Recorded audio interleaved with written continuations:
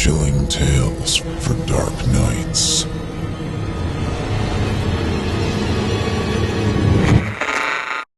The following program is a production of Chilling Entertainment and the creative team at Chilling Tales for Dark Nights, and a proud member of the Simply Scary Podcasts Network.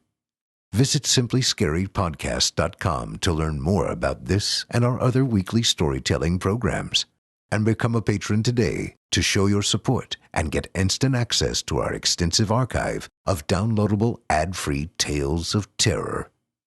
Thank you for listening, and enjoy the show. Initiating System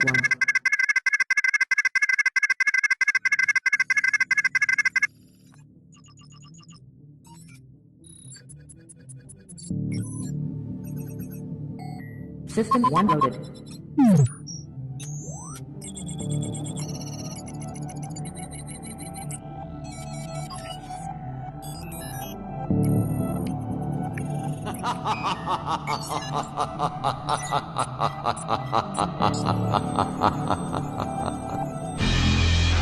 Step right up and prepare to be unsettled. You have left behind your safe reality and fallen into darkness. There is no escape. Escape. Warning. Welcome to the Simply Scary Podcast Season.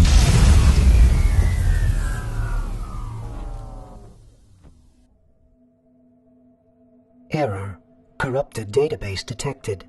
Access denied. One of the files in the registry database must be recovered by use of an alternate copy. Commencing recovery procedure. Do not turn off your device. The recovery was successful. Now loading Simply Scary Podcast. Begin transmission.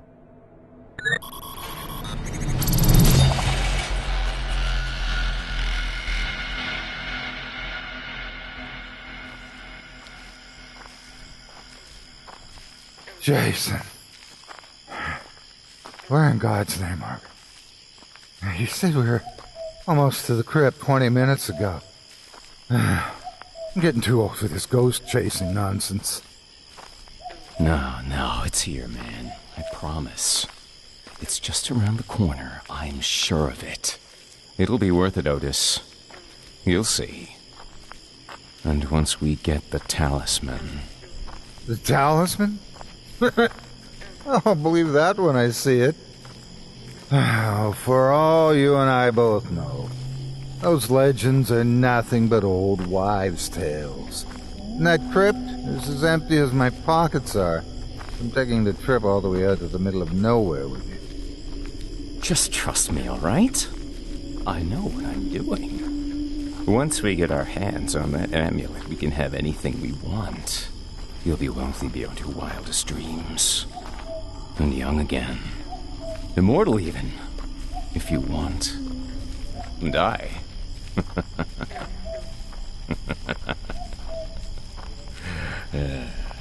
Well, I'll be remembered forever as the... Living forever. If you'd seen half the things I've seen, kid, you'd wish you were dead, not immortal. Trust me. It ain't pretty watching everything and everyone else around you die and forget about you over 60 years. You think I want to live another, 1,000? You mind telling me who gave you that map of yours anyway? And how you know this crypt is even here? And that this isn't some kind of trap or something? I told you before, I don't know his name. He came to me saying he was an author and wanted me to perform one of his stories on Horror Hill. But the whole thing was in Latin. When I translated it, it wasn't a story at all. It was an invitation. All right, I get it. So, Mystery Man sent you on this goose chase for some magic pendant or something. And it's supposed to make everything right in the world again. And you're going to use it only for good, yada, yada, yada. What's it going to cost you, Jason? You get unfathomable power, the fountain of youth, women, fame, maybe get to save the world. What's the price? I got a bad feeling about this. There's no price, Jairi, just the footsteps it took to get here. My source told me things that no one else could possibly have known. He was inside the castle when it happened, man. He witnessed the takeover and the aftermath. I'm convinced the guy is legit. And once we lift the amulet from Danielson's corpse, there is no stopping us.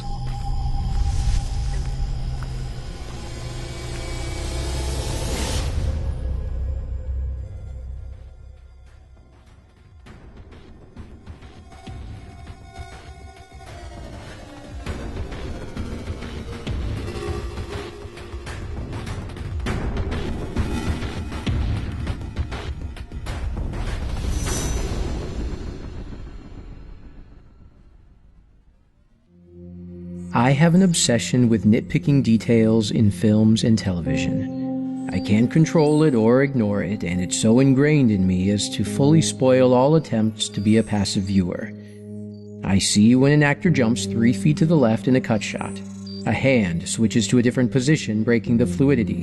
An item vanishes, etc. And it drives me crazy each and every time. As I watched the news a few nights ago, I saw a continuity error that made absolutely no sense, and that's how this whole nightmare began. It was the local cheesy daily news as usual. A vague and neutral delve into politics and some local crime stories to keep you consuming and afraid. A fluff story about a child's last wish to donate all their charity money to rescuing puppies, yada yada yada. The final middle finger salute at the end of the broadcast is what caught my eye when it came earlier than expected. The reporter shuffled papers that then simply vanished. It was so subtle, I knew something was off at first without realizing exactly what. They were gone off the table altogether, and I knew immediately this was a poorly seamed together jump cut. Something had been removed. The clock read 10:22, 8 minutes early, confirming a segment had been completely cut out. DVR is my co-pilot, and I rewound and played that final segment back dozens of times. I saw the wide-eyed stare caught in the last frame before the cut. I saw the terror on the newscaster's face in that one sloppily edited frame. I saw the subtle difference in the hair, in the way the blazer hung misaligned on his shoulders. It didn't match at all. As I scrubbed back and forth, I finally noticed the reflection in his shiny black mug of likely spiked coffee. A reflection of something white, getting larger, getting closer to him before the cut. I have an obsession. I scour the IMDb profiles of nearly everyone I watch. You can call me a stalker, a geek, a freak. I don't care. It's my obsession that helped me dig through names, numbers, and addresses to track the locally residing newscaster in his large suburban abode. I was able to find his number from a simple deduction in the yellow pages, and when I called it, it went straight to voicemail. Damn.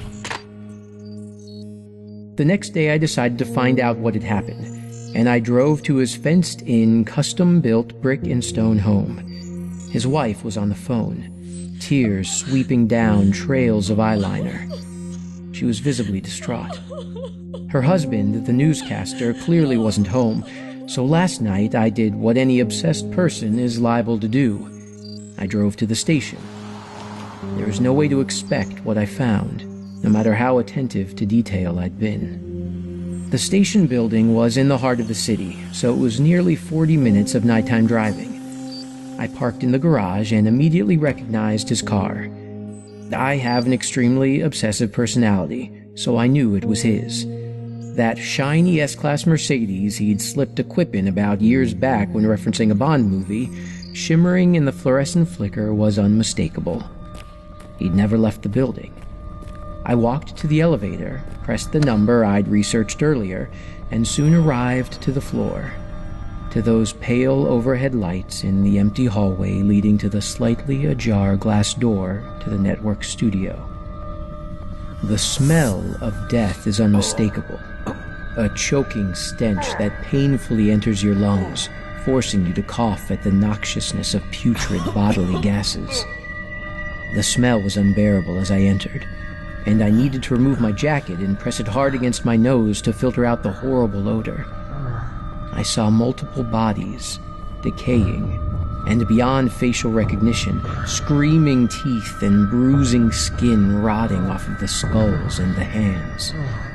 There were dozens.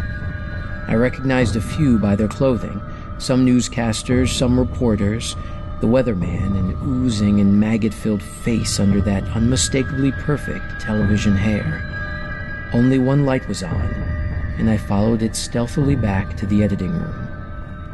The man at the computer looked almost skeletal from starvation, but alive. He'd been malnourished and emaciated to the point his body had begun eating its protein. The hollow of his cheeks sunk inward below wild, wide eyes that twitched in pure terror as he worked deep into the night.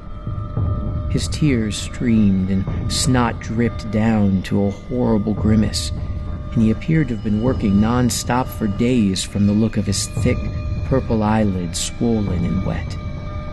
The scrubbed timeline in his edit played audio back as he perfectly patched together sound bites, apparently to create tomorrow's news content covering the day's events. I then noticed the thin, bony white hand with too few fingers reached the back of his head, and finally I saw it. It was a slim figure with soggy white skin that hung on its frame like wet paper towels on silverware. The face was hideous. Far too much of its black gums were exposed in that sagging, wide mouth under those hollow-looking pits of eyes. Its tiny nubs of teeth jutted outward from the black chasm of a mouth at a harsh angle. It was almost human, but so clearly not. I watched as its arm slowly extended to the back of the editor's head, removing small chunks of red flesh from the skull, before retracting the arm and feeding the bits into its ghastly black mouth. I stared in horror, then noticing the screen behind that thing, realizing why the news broadcast jumped when it had. The story segment removed was frozen on a flat-screen monitor at the editing table. It was a freeze frame of that field reporter whose decayed body now lay oozing out on the newsroom floor, standing on the roof, under a disc in the sky.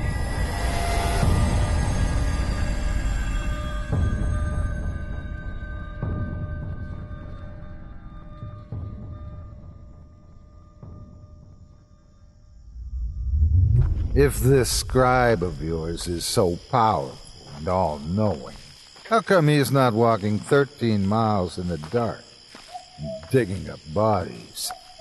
What's his angle, anyways? He has his reasons. Otis. Otis, look. There. There it is. The crypt. Right there, up ahead. Oh, the scribe was right. It is real. I knew it was real.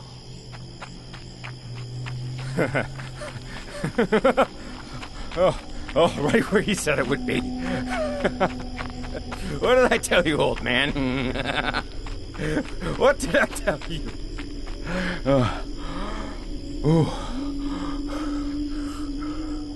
Come on, man. What are you waiting for? Slow down. My knees ain't what they used to be.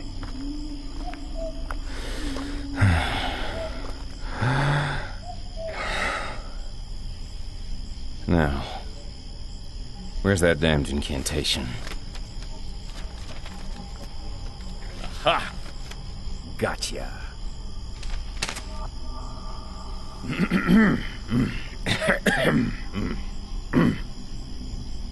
Whoa, hey. Are you sure about this, kid? You really want to go through with this? Of course I'm sure. I've never been so sure of anything in my life. Okay.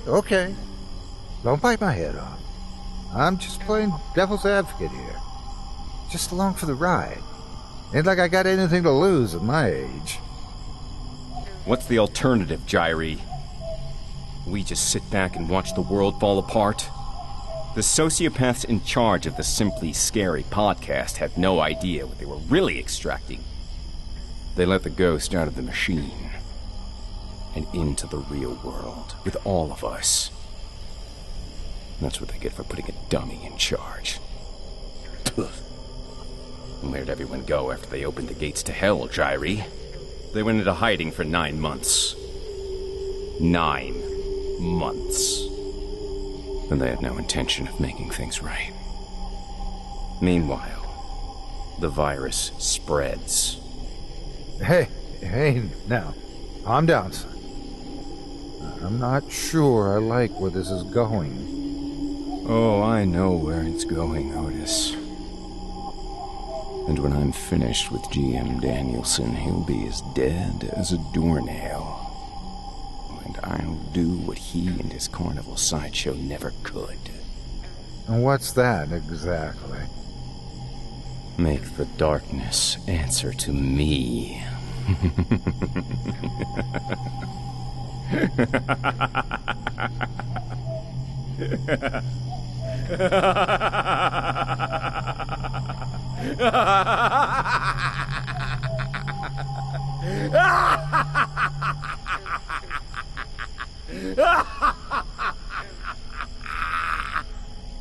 Okay, whatever you say. Let's get on with it. It's past my bedtime. I like you, Jairi. You're like the sick, twisted grandfather I never had. I get that a lot.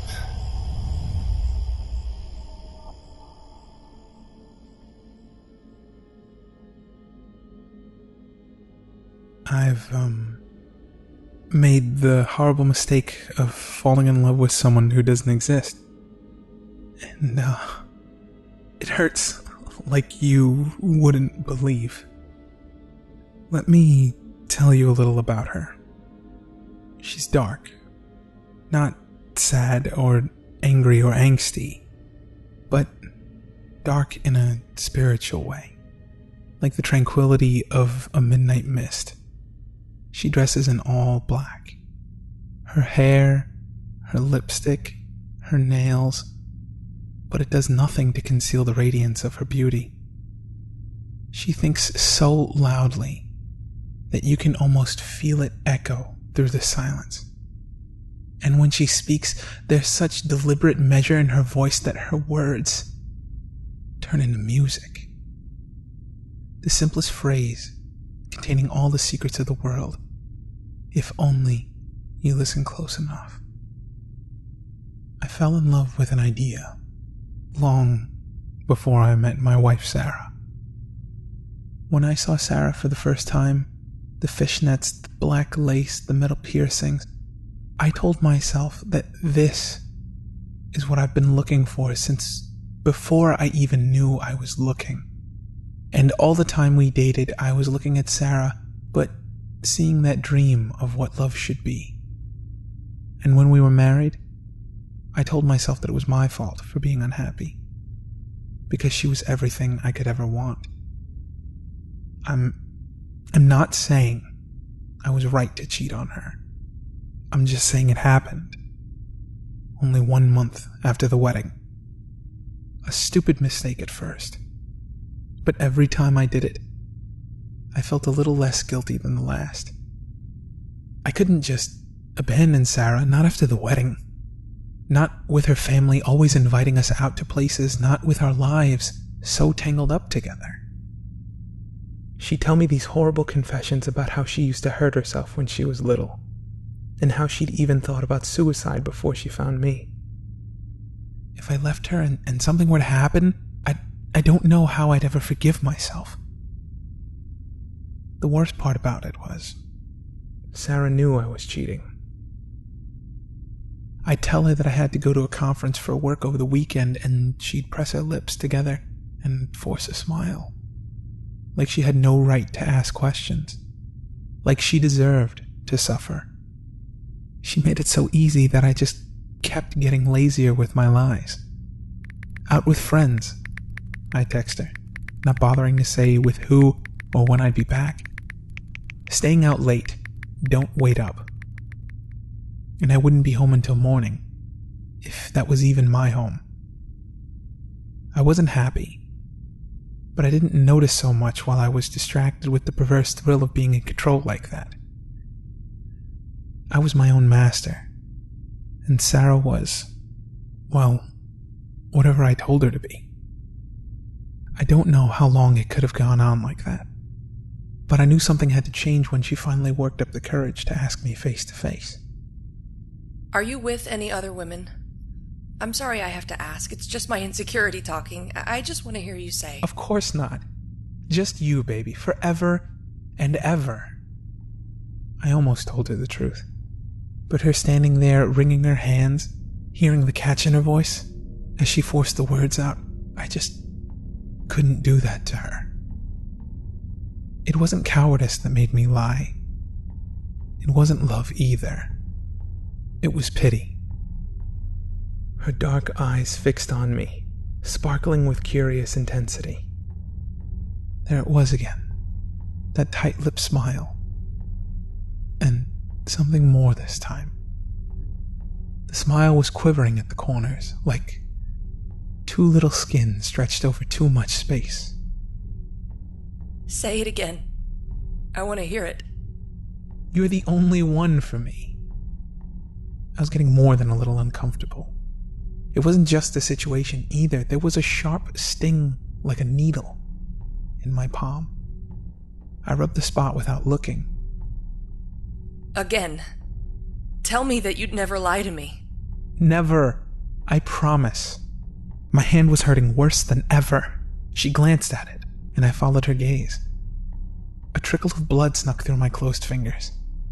There was a gaping wound like I had grabbed the blade of a knife. Again. What's going on? How did this happen? Again! She was shouting now, all pretenses of her smile gone. Tell me that you love me! I love you! I rushed to the kitchen sink to wash the wound.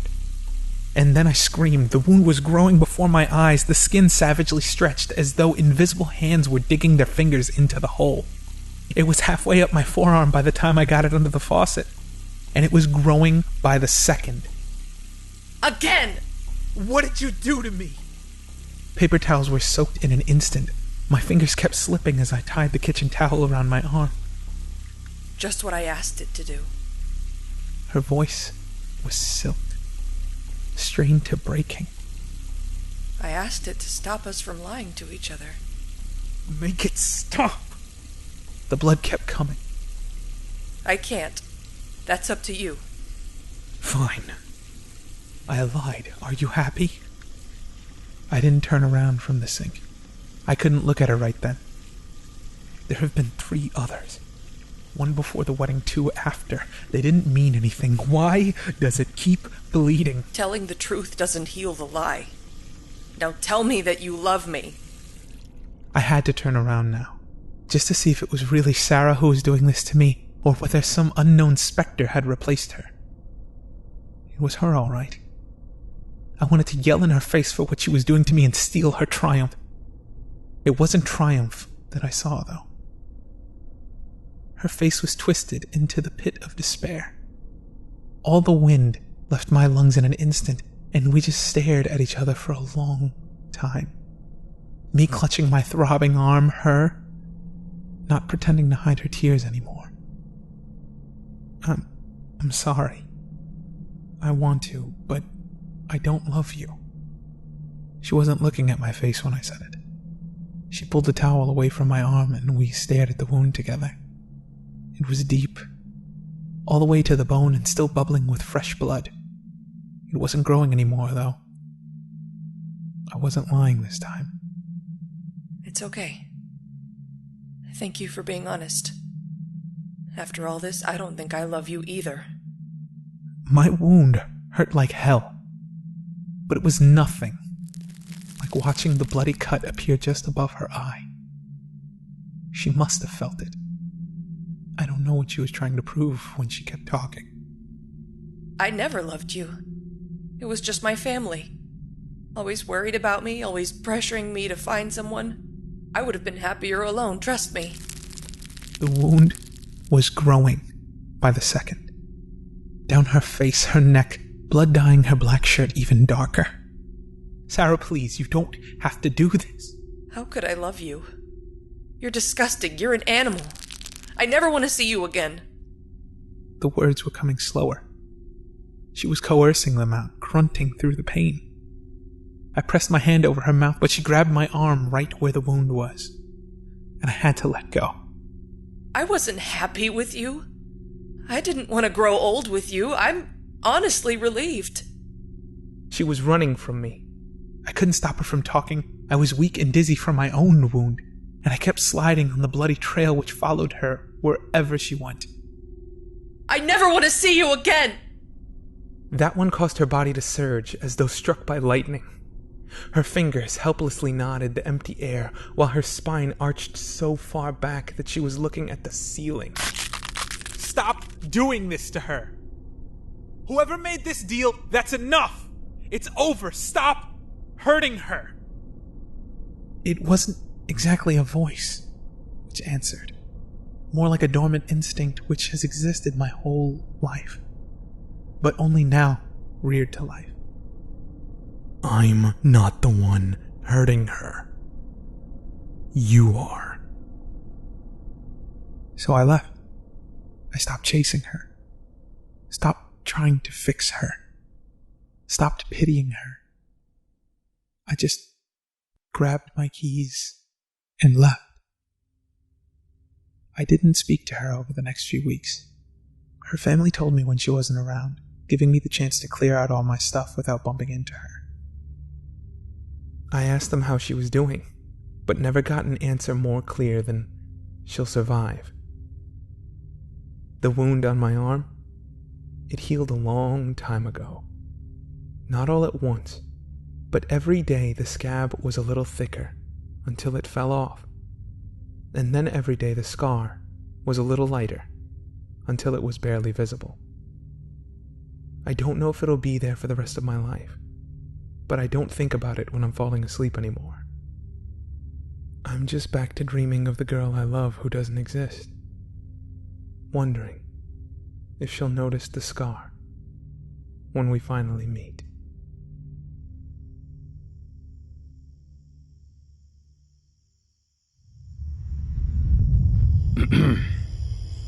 No interrupting, remember? It'll ruin everything. Don't you worry about me.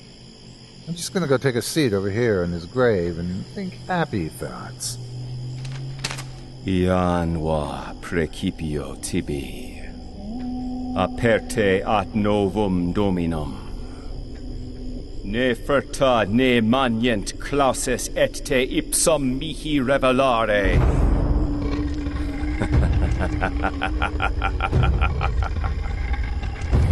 Carpe vocum tuum et imperium, et ita quad placet, et ponunt omne mortale poteste manos mea, ut non possum vivare in aeternium, et infinitum, illud imperium excere.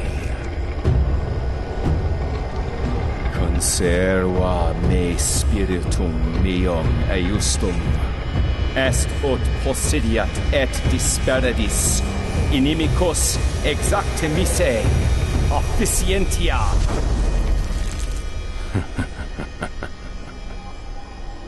It's finished. Time to meet our destiny, Otis. Holy hell, it worked. I can't believe it worked. What did you just read? That's none of your business, Jairi. Let's go. We don't have much time. Whatever you say. Lead the way, kid.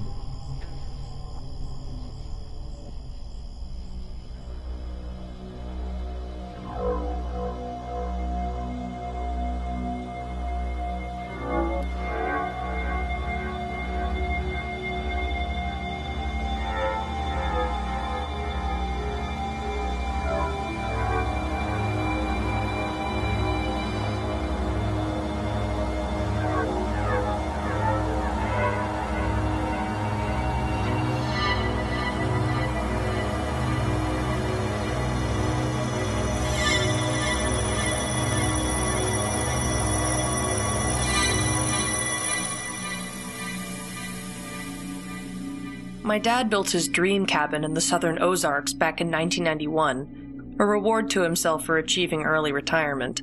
The damn thing took nearly a year to build, what with the county having to actually build the road to my family's property at the top of a small mountain. I was 14 at the time, and yes, we were wealthy. But the cabin didn't reflect that. It was simple, unlike most of the monstrosities you see in places like Aspen these days. And at that age, I was ruined into thinking that I'd rather live in a city where I'd have an easier time being spoiled rotten. I despised being there, to say the least. We moved into the cabin midwinter, a couple weeks before Christmas. Everyone was excited, except me, to be moving in to enjoy Christmas morning in front of the big-ass fireplace my dad gloated over. Amelia, my little sister, was 6 at the time, and she was elated that Santa would have such an easy entry point. Our old house didn't even have a chimney. Looking back, the first day was an omen, but there was no way we could have known. We pulled up to the cabin at around noon on December 12th, my sister playing Kirby's Dream Land on her Game Boy, and me listening to Nirvana on my Walkman. Again, I was not excited. Mom and Dad were chipper as usual, and it was grating on my nerves. My dad wouldn't shut up about how he'd had the fireplace hooked into the central system so that all the heat would be distributed evenly throughout the house. We all began unloading what we had in the back of the Bronco, everything else having been moved in, at great expense, a few days before. My father's annoyingly happy face drooped into a mild frown when he shouldered open the front door. Looks like the movers didn't care too much about the new carpet.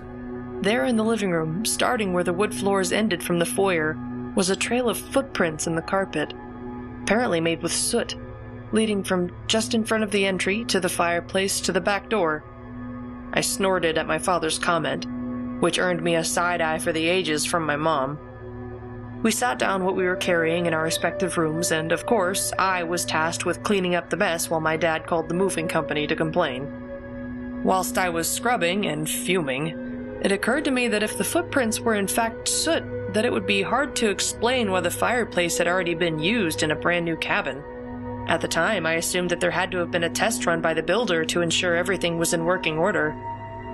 It took me about an hour to bring the carpet to my parents' satisfaction, and then I promptly went to my new room to continue wallowing in my teenage angst.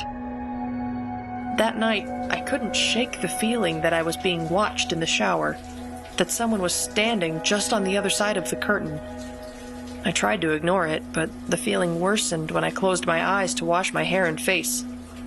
Finally, I pulled back the curtain, feeling foolish for being such a wimp. Of course, I found nothing unusual. I wrote my paranoia off as just being pissed off from the move and didn't think much of it. I didn't have another strange encounter for several days, but about a week after I got the shower stalker vibe, Amelia let my mom and I know about her new friend at the breakfast table. How did everyone sleep last night? Fine. I played with the man behind the curtains. I told him that he would be in big trouble if he kept getting the rug dirty. Oh, that's wonderful, honey. I'm glad you've made a friend. Tell them I said thank you for not getting any more stains on the carpet. It made me bitter listening to my mom placate my sister while I was in social isolation. Mom just kept sipping her coffee and reading the newspaper that Dad had paid extra to have delivered out that far in the wilderness. There was no fear in my sister's voice, and neither of us even remotely considered the possibility that her new friend was anything more than imaginary. Later that day, I was taking some folded laundry to my sister's room. I put it in her drawer, turned to walk out, and I saw them. 2 charcoal shoe prints under the window curtain. as if someone had been hiding there. Initially, I disregarded them as left over from the moving crew, just like the others. I ignored them. Let Mom clean them up, I thought to myself. But it kept nagging at me. I'd helped Amelia get settled into her room. I would have noticed them. They weren't there before. I still don't know why, but I never told my parents about them. I ultimately did go back to clean them up and carried on. Amelia surely had made them somehow as a part of her relationship with her new friend. That night, December 23rd, I had trouble sleeping. The feeling that I was being watched had returned shortly after the discovery in Amelia's room, and I hadn't been able to shake it. I hadn't admitted it to myself yet, but a microscopic part of my imagination had begun to suspect something amiss. At 14, I still hadn't quite squashed my fear of ghosts. I kept looking across the room, into the back of my open closet, half expecting someone to be standing there, their shoes covered in black dust. I felt shame for being scared, but finally, I drifted off sometime around midnight. I still can't remember what woke me. I just know that my sheets were damp with sweat when I came to. I felt again that I was being watched, and I began scanning the dark room through my blurry, just waking up vision. I followed my curtains down to the floor and saw them. Soiled black feet poking out from beneath them. I jumped a bit, then rubbed my eyes and looked back.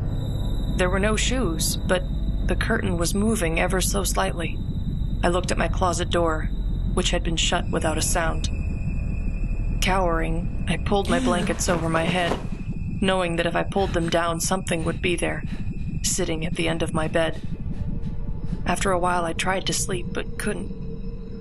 Of course, I was blamed the next day for the dirty tracks to and from my room. They began and ended in front of our fireplace, just like the first time, but they clearly led to my bedroom closet and back. My parents gave me a big speech about how I needed to accept my new circumstances and start treating everyone and everything with a lot more respect. I didn't have the energy to fight with them. All I could think about were the footprints and the thing that had spent the night with me.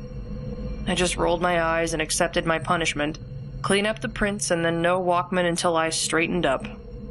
Wasn't like they'd believe me, so why say anything? I scrubbed the carpets that day in a daze, remembering what Amelia had said a few days before at breakfast. My thoughts raced for rational explanations, but I kept arriving at this strange amalgamations of ghosts and Santa Claus. Despite everything going on, I still had Christmas morning on my mind, just like anyone that age. Yet, by the time I had finished cleaning, I had resigned myself to try and sort out what was going on. I would start with my sister. That night, after an almost silent dinner, I went to Amelia's room to do some gentle prying. As I rounded the doorframe, I found her staring up at the ceiling vent. The floor around her was covered in that morning's newspaper. "What's all this for?" I tried to remain calm despite already knowing the answer. For the man that likes to hide in the curtains. I told him I would keep the floor clean. He doesn't like leaving tracks because he's afraid I'll have to leave if Mommy and Daddy find out about him. He said that if I did that for him, he'd take me to visit his house. He says there are lots of other kids there I could play with. All of this she said as a matter of fact, as if she and the man had been friends for years and I should know these things. I almost lost what little cool I had left, my eyes widening and my mouth opening to scorn her for being so naive, but I caught myself, resolving to try and solve the mystery on my own without shaming a 6-year-old. As appalling as it was, I decided to use my sister as bait, to catch whatever was leaving the damn footprints in the carpet and possibly planning a kidnapping. "Okay. Just make sure you tell Mom and Dad that all the newspaper is for watercolors or something. That way they don't get suspicious." I will. Thank God Amelia was 6 and didn't need a lot of explanation. I left her room with terrified curiosity, wondering what Christmas Eve would have in store. For what seemed like the 100th time, I lay in bed, unable to fall asleep. I watched my clock tick for seconds, minutes, hours. I knew that should anything actually arrive in Amelia's room, I'd hear the crumpling of paper. I also knew that Amelia would be awake. desperate not only for her new friend to come out, but also for the sound of sleigh bells. Just as I began to drift, sometime around 1 in the morning, I heard it. The sound of rustling newspaper. I hoisted myself out of the twilight I was in and ejected myself from bed, too stricken with urgency to consider being quiet. I landed on my floor with a thud, and immediately heard my sister whine from across the hall. No, please don't go! No, come back! I raced out of my bedroom, older sibling protective instincts at full tilt, and into the hallway just in time to be stopped in my tracks. A tall, willowy silhouette stood at the living room end of the hallway. The thing, man, stood so tall that it stooped, bending at the ceiling, using its long, spindly arms to brace against the walls. The lunar glow coming in through the skylight was just enough to show me that it was uniformly pale, almost paper white, and without clothes. I stared up at what I thought should be its face, its lack of features slightly disorienting. It had 2 indentations where there should have been eyes, as if there were once sockets, but skin had been stretched over them. I thought I saw a small slit that must have been a mouth. I began to notice that its body seemed thin, almost 2-dimensional when it moved. I gasped as it moved with unnatural motion, as if its joints were the result of being creased and folded into a box, using its abnormally gangly arms to balance on the floor and lurch into the living room. For a moment I considered just going back to my room, but I'd come too far. I summoned what little courage I had and edged towards the living room, peeking around the corner of the hallway's end. In the moonlight, I followed the trail of grayish footprints with my eyes up to the fireplace, where the twin doors in the hearth stood open. I caught a glimpse of a limb being retracted into the chimney. I just stared, not being able to move, not daring to breathe too loudly or deeply, lest it come back for me. Amelia broke me from the trance. Don't hurt him! I spun around, startled, my heart thumping in my chest. We locked eyes for a moment, me not believing what I'd seen, Amelia not comprehending why I seemed so disheveled. Finally, I found words. Go back to bed, Amelia. No, he won't hurt you, he won't! She started to tear up. I kept finding myself unable to speak, as if this thing in our fireplace had stolen my vocabulary. I just kept standing there, watching Amelia weep as if I was taking away a new puppy. In my head, I was sprinting, trying to weigh out the options. I took Amelia by the hand and went to the hallway closet for my dad's mag light. I crept back to the fireplace, Amelia mercifully not fighting my grip. I sat for a moment. Amelia, if anything happens to me when I look up the chimney, you run and wake up Mom and Dad. Do you understand? Amelia nodded. I took a deep breath and leaned back into the fireplace as I turned on the flashlight and looked up. A sheet-white face met mine, the creature hanging upside down and craning its neck to face me. There were no eyes, but a round black hole for a mouth, gaping to reveal a seemingly bottomless oblivion. I scrambled out of the hearth and collapsed there on the floor, waiting for it to come out after me as my chest heaved, but it never did. At some point, I got up, ignoring my sister's questions and pleading, as a numb, thoughtless state came over me. I took the fireplace matches, doused the carpet in lighter fluid from a kitchen cabinet, and set the carpet ablaze. That place be damned. Amelia and I never told our parents what happened, and I can't remember much from what happened in the immediate aftermath. After hundreds of hours of therapy, the only thing I can retrieve after looking up the chimney that horrifying Christmas morning is sitting out in the snow with my family, pulling my knees to my chest as we waited for the fire department from a distant town, Amelia wailing about her friend burning alive. By the time the fire trucks got there, the cabin had burned to the ground. None of the firemen even bothered turning on their hoses. The therapists tell my parents that I've got repressed memories as a result of being so miserably sequestered from society at a time when social development is paramount. What a bunch of bullshit. Amelia wouldn't talk to me for a long time because, from her perspective, I'd murdered her friend. A few years later, she began to comprehend. We talked, we reconciled, and we agreed to never speak of it. The fire was attributed to a likely electrical problem within the system that distributed the heat from the fireplace. I guess small-town forensic scientists don't know what accelerants look like. My parents never quite understood why Amelia was convinced that I caused the fire when the fire department said otherwise. It strained us for a while, but eventually I guess they just let it go as Amelia's vivid imagination.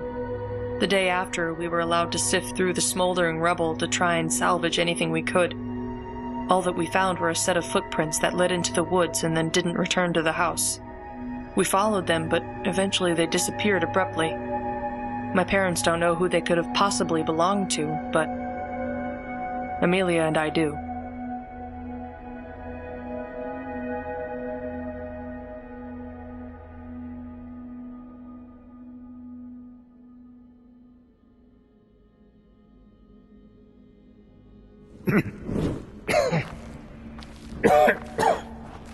Apparently the undead can have anything they want, but can't afford a decent housekeeper.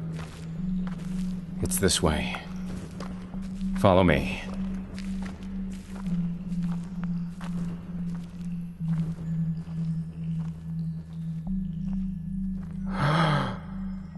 There it is.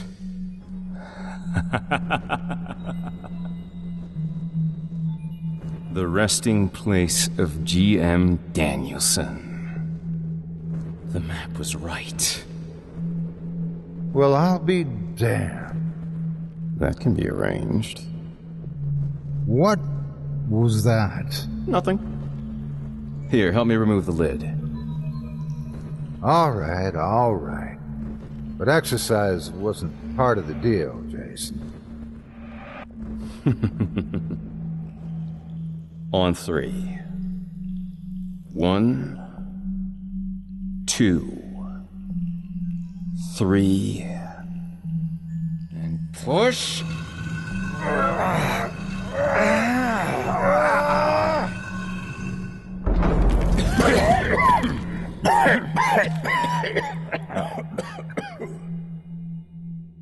Oh my God.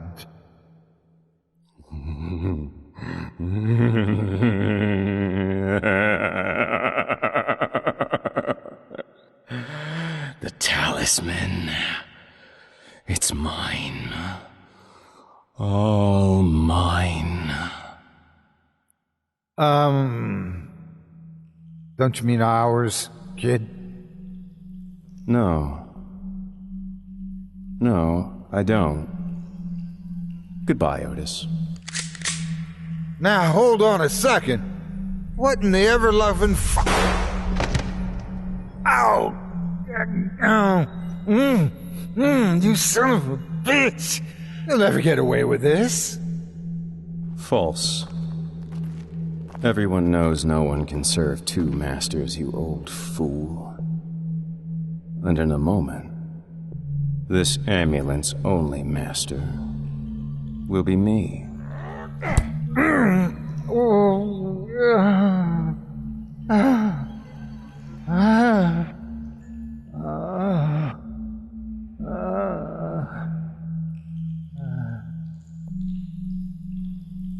Now that there's nothing left in my way...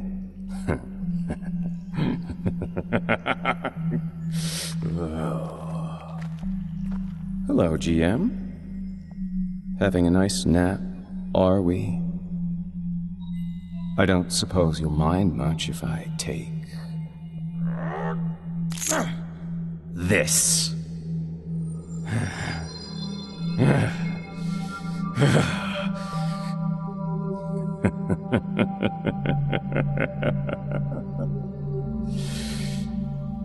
Come to Daddy.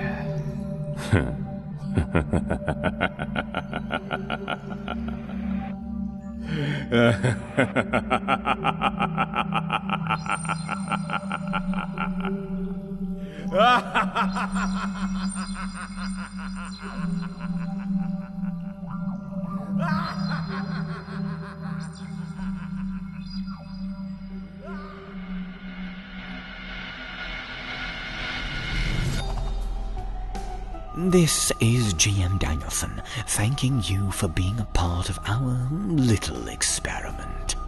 Become a patron today, and you will have access to an extended broadcast of this show featuring stories not included in the public YouTube release. Go to simplyscarypodcast.com and click on Patrons at the top of the page to take the tour and to get access to all our content and unreleased material that you will find nowhere else. We extend our invitation to join us next time, but don't expect typical Hollywood flair, for we will take you to hell and back with our syndication of sinfully fun frights, and it will be a ticket well worth the price of your soul. So as the tense music rolls and your lights suddenly go out, be ready for the jump scare, for you are just experiencing the Simply Scary Podcast.